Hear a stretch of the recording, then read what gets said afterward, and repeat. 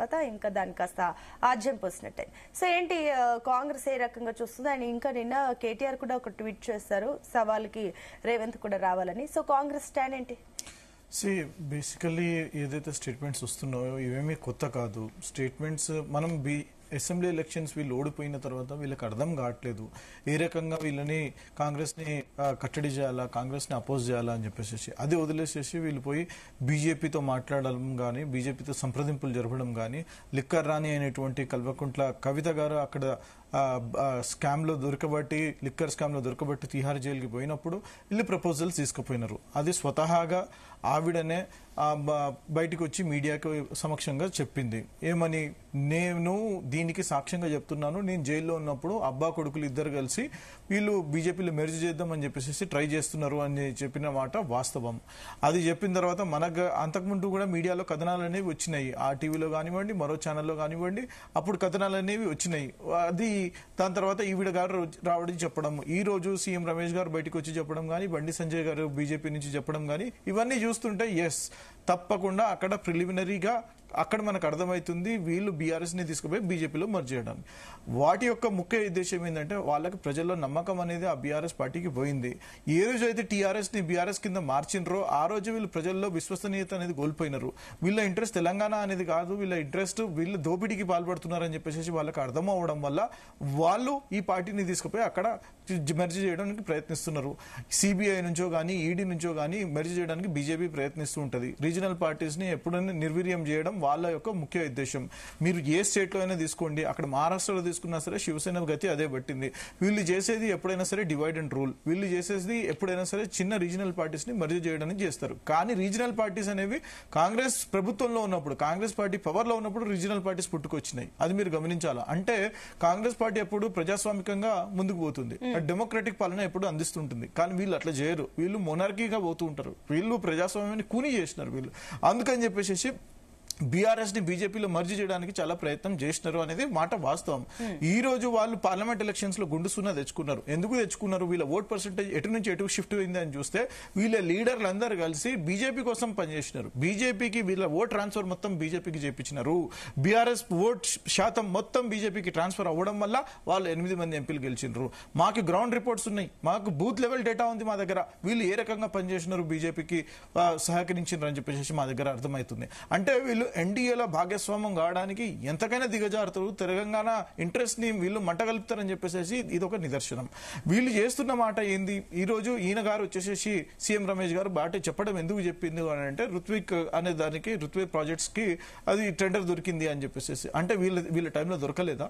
వీళ్ళు 10 సంవత్సరాలు పాలన చేసినప్పుడు రుత్విక్ ప్రాజెక్ట్స్ కి ఏ అసైన్మెంట్ వీళ్ళు చేయలేదా?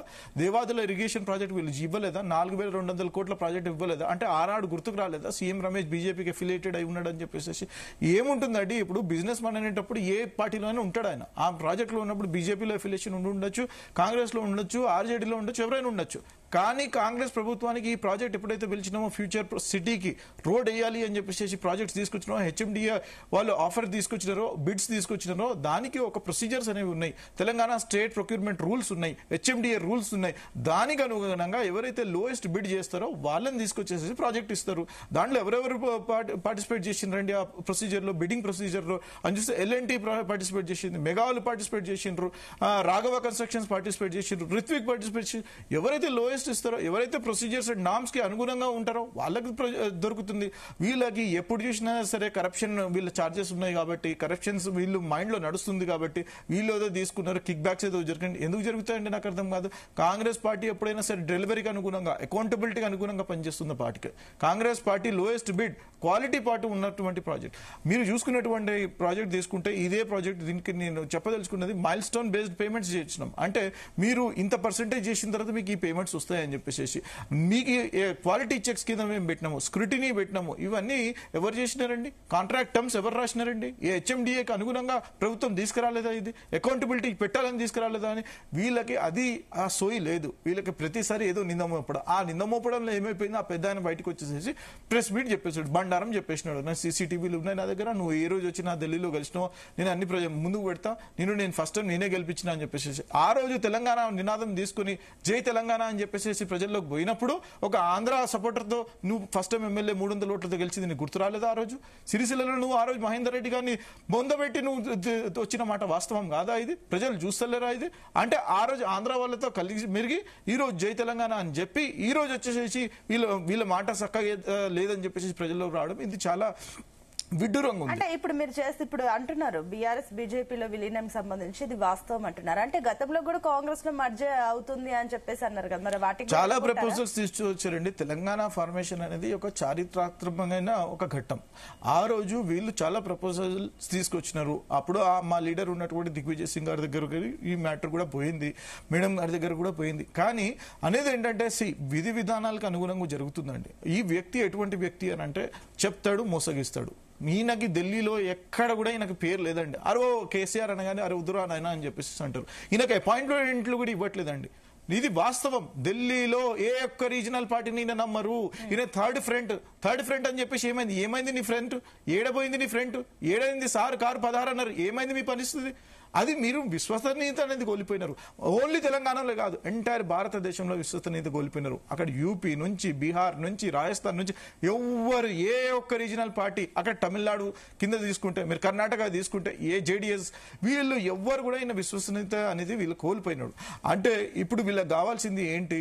ఏదో ప్రజల్ని జిమ్మికి చేయాలా, ప్రజల్ని కన్ఫ్యూజ్ చేయాలా. ఆ కన్ఫ్యూజ్ లో భాగంగా మేమేదో మెర్జ్ చేస్తామని చెప్పేసి మార్తలు తీసుకొస్తున్నారు.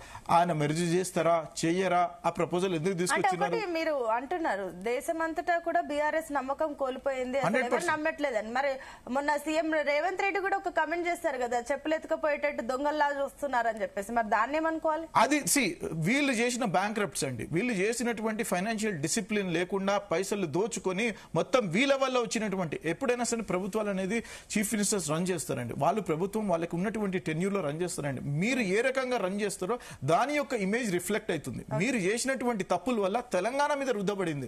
మీరు చేసినటువంటి ఫైనాన్షియల్ ఇండిసిప్లిన్ వల్ల, పైసలు దోచుకోవడం వల్ల, బ్యాంక్రప్సీ చేసినంత ఎవరైనా సరే ఒక 7 లక్షల కోట్లు మీరు అప్పు చేసిపోతే ఎట్లా నమ్ముతారండి? నాకు అర్థం కాదు. బ్యాంకు పోయినప్పుడు మీరు ఈ బాండ్సే కదా మీరు తీసుకొచ్చేది. ఈ బాండ్స్ తీసుకొచ్చినప్పుడు మీకు క్రెడిబిలిటీ అనేది ఉండాలి కదా. ప్రతి ఒక్క పర్సన్ కి, ఒక ఇండివిజువల్ కి కూడా మీకు కావాలి, లోన్లు కావాలి అని అంటే క్రెడిట్ స్కోర్ అనేది ఉంటుంది కదా. ఆ క్రెడిబిలిటీ దెబ్బతినడం వల్ల వాళ్ళు అట్లా చూస్తున్నారనే మాట చెప్పారు. ఒక మెటఫర్ కింద యూజ్ చేసారు. అంతేగాని మమ్మల్ని చూస్తున్నారని అనట్లేదు. తెలంగాణ ప్రజల్ని దోచుకున్నారు కాబట్టి, వీళ్ళు చేసినటువంటి అరాచకాలు కాబట్టి ఈ రోజు అక్కడ మన క్రెడిబిలిటీ దెబ్బతిన్నదని చెప్పే మాట ముఖ్యమంత్రి గారు చెప్పారు.